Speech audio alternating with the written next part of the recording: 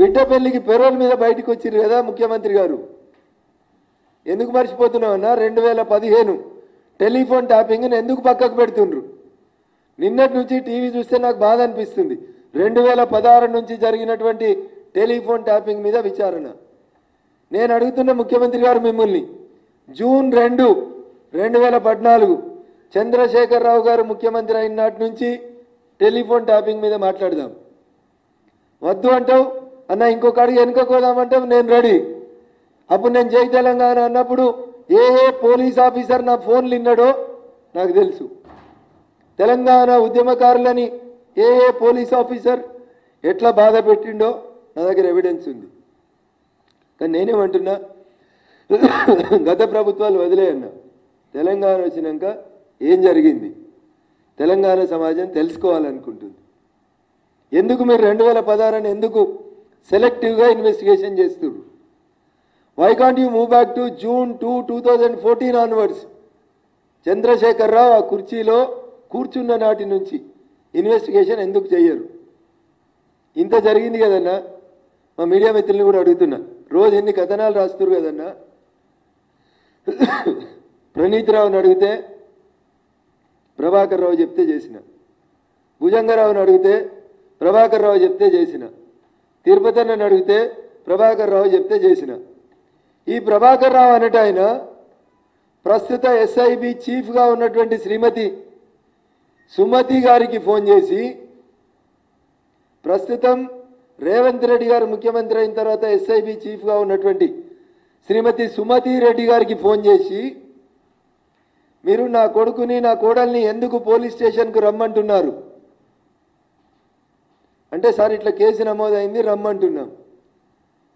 So ఈరోజు నువ్వు ఎవరు చెప్తే పని చేస్తున్నావు, ఏ ముఖ్యమంత్రి చెప్తే నువ్వు ఈ పని చేస్తున్నావో ఆ రోజు నేను ఎస్ఐబి చీఫ్గా అప్పటి ముఖ్యమంత్రి చంద్రశేఖరరావు చెప్తే పని చేసినా అని చెప్పిండు. నేను అడుగుతున్నా, ఇవాళ ఈ టీం ఇన్వెస్టిగేషన్ చేస్తున్న టీముని ఉత్తగా ఏదో సర్కారు కొలువులు చేసుకుంటున్నాళ్ళని తెచ్చి ముద్దాయిలు ఎందుకు చేస్తున్నారు? చేసినోడు భుజంగరావు కావచ్చు, చేసినోడు తిరుపతిరావు కావచ్చు, లేదా తిరుపతి అన్న కావచ్చు, లేదా ప్రణీత్ కుమార్ కావచ్చు, లేదా రాధాకిషన్ రావు కావచ్చు, ఇంకొక అడుగు ముందుకేసి ప్రభాకర్ రావు గారు కావచ్చు. చేయించిందెవడు?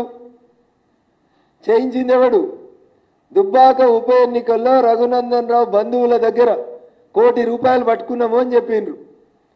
నేను మళ్ళీ వారం రోజుల క్రితం కూడా రాష్ట్ర డీజీపీ గారిని కలిసి ఒక మాట చెప్పిన, డీజీపీ గారు నా ఫోన్ ట్యాప్ అయిందని ఆ రోజు చెప్పినా, ఈరోజు చెప్తున్నా, ఈ కేసులో ముద్దాయిగా ఆ రోజు దుబ్బాక ఉప ఎన్నికలకు ఇన్ఛార్జిగా పనిచేసిన హరీష్ రావు గారిని తప్పు జరుగుతుంటే చూస్తూ కూర్చున్న మా డిస్ట్రిక్ట్ మాజిస్ట్రేట్, అప్పటి జిల్లా కలెక్టర్, ప్రస్తుత బీఆర్ఎస్ మెదకి ఎంపీ అభ్యర్థి వెంకట్రామరెడ్డిని ముద్దాయిగా చేయండి అని నేను రాతపూర్వకంగా కంప్లైంట్ ఇచ్చిన.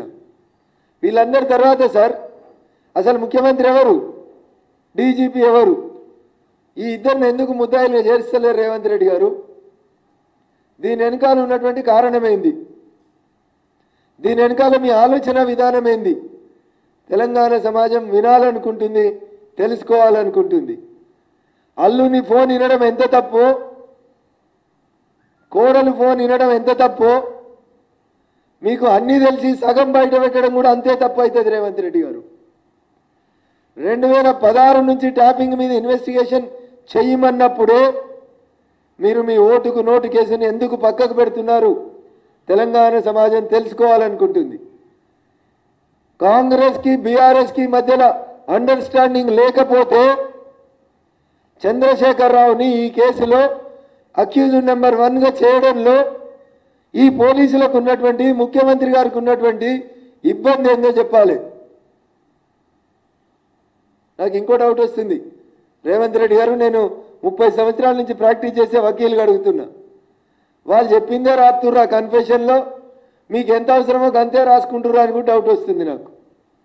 వాళ్ళు చెప్పింది రాస్తే చంద్రశేఖరరావు మొదటి ముద్దాయి, రెండో ముద్దాయి హరీష్ రావు, మూడో ముద్దాయి వెంకట్రామరెడ్డి, నాలుగో ముద్దాయి కేటీఆర్ కావాలి, ఐదో ముద్దాయి నవీన్ కుమార్ అనే ఎమ్మెల్సీ కావాలి, ఆరో ముద్దాయి సందీప్ రావు అనే డీసీపీ కావాలి.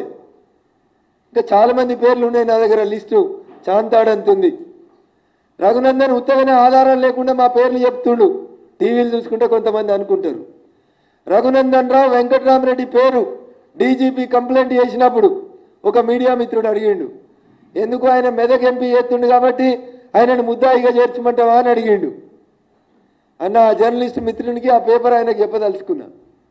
ఇవాళ కాంగ్రెస్ ప్రభుత్వానికి అధికారిక పత్రికలో ఒక రిమాండ్ రిపోర్ట్ వచ్చింది, రాధాకిషన్ రావు గారి రిమాండ్ రిపోర్ట్. దాంట్లో రాసిరు ఏమని, బీఆర్ఎస్కు చెందిన ఓ ఎమ్మెల్సీకి టాస్క్ ఫోర్స్ ఎస్ఐ ఒకరు స్వయంగా డబ్బులు అందజేశారు. 2023 ఎన్నికల సమయంలో టాస్క్ ఫోర్స్లో పనిచేసిన 2 ఇన్స్పెక్టర్లు ఈ నగదు తరలింపులో కీలక పాత్ర పోషించారు. రాధాకిషన్ రావుకు బాల్య స్నేహితుడైన ఓ ఎమ్మెల్సీ కోసం రాజపుష్ప సంస్థ నుంచి భారీ ఎత్తున నగదులు తరలించినాం అనే రిమాండ్ రిపోర్ట్లో రాశారు. ఇది రఘునందన్ రావు సొంత కవిత్వం కాదన్ను. మళ్ళీ రఘునందన్ రావు అందరి మీద బురదేసుకుంటూ పోతుండని మా వివేక్ సారో రాజగోపాల్ రెడ్డి గారు అనుకోవద్దు. ఎందుకంటే వాళ్ళు బాధితులు కాబట్టి చెప్తా ఉన్నా. రాధాకిషన్ రావు కన్ఫెషన్లో చెప్పిండు, మునుగోడు ఉప ఎన్నికల్లో రాజగోపాల్ రెడ్డి గారి బంధువుల దగ్గర నుంచి 3.5 కోట్లు వేరు వేరు ప్రదేశాలలో జమానతులు డిపాజిట్లు జప్తు చేసినామని చెప్పిండు. ఎందుకు రాజగోపాల్ రెడ్డి గారు వచ్చి కంప్లైంట్ ఇస్తలేరు నా ఫోన్ ట్యాపింగ్ అయిందని? ఎందుకు వివేక్ వెంకటస్వామి గారు వచ్చి కంప్లైంట్ ఇస్తలేరు మా ఫోన్లు ట్యాప్ అయినాయని? అరే నేరం చేసినాడే ఒప్పుకుంటుండు కదా, మేము పట్టుకున్నాం ఫలానా బేగంపేటలో ఎఫ్ఐఆర్ చేసినామని. బేగంపేట ఎఫ్ఐఆర్ కావాలంటే నేను మీకు పంపిస్తా. బేగంపేటలో ఎన్నికల కోడ్ లేదు. ఒక కంపెనీ ఇంకో కంపెనీ చేసుకున్న వ్యాపారం, దాంట్లో అన్యాయంగా ఆ రోజు వివేక్ వెంకటస్వామి గారి పేరు రాసిరు.